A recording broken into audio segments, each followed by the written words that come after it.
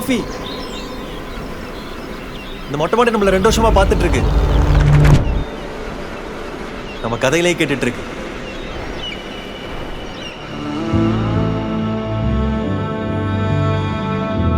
என்னை விட்டு போயிருவியா ராம்? லைஃப் ரொம்ப சின்னது சோஃபி, அன்பிரடிக்டபிள்.